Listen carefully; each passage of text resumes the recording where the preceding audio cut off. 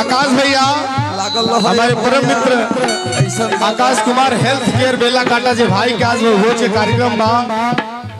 अरे ओम साईं भैया खाली और नाम अनाउंस होते 1 रुपया दिहली अभी ले 1 पैसा मिलल बा।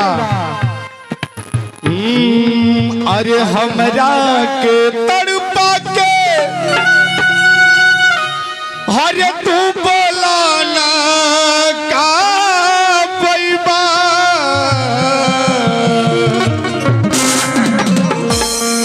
औरत कहते ये राजा बिया भइल बा और गौना के दिन नियर आइल बा। कुछ दिन में गौनो हो गईल और वो हमरा के छोड़ के चल गई दुबई कमाए। आकाश भैया हम चाहती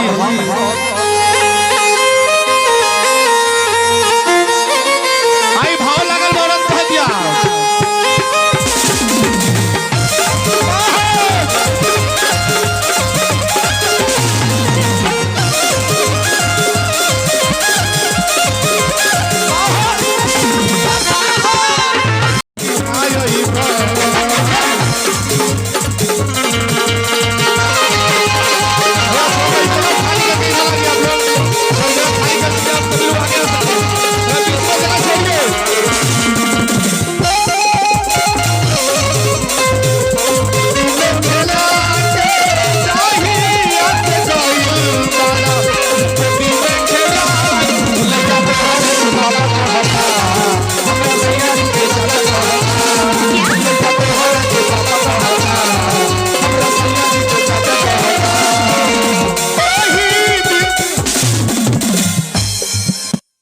भैया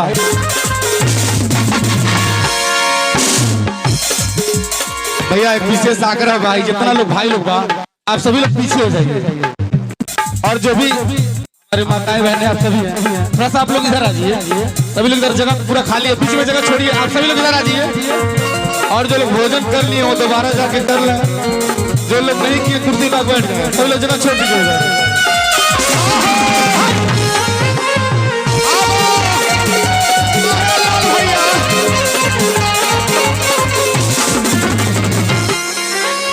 और देखिए रुस्तम भैया